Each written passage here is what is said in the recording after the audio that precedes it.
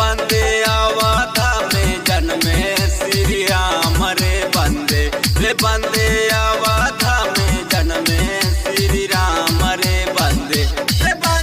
पहाड़े पर जन्मे हनुमान रे बंदे पहाड़े पे जन्मे हनुमान रे बंदे।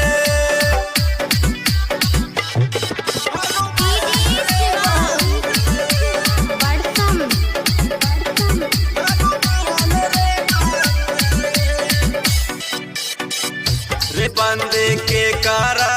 पुत्र श्री राम रे बंदे के कारा पुत्र श्री राम रे बंदे के कारा पुत्र हनुमान रे बंदे के कारा पुत्र हनुमान रे बंदे दशरथ के पुत्र श्री राम रे बंदे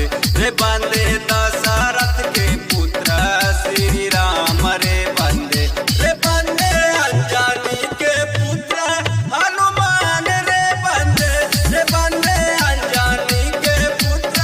हनुमान रे बंदे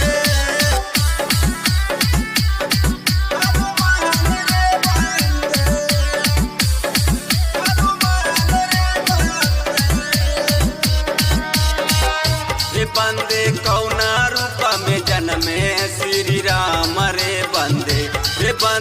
कौना रूप में जन्मे श्री राम रे बंदे कौना रूप में जन्मे हनुमान रे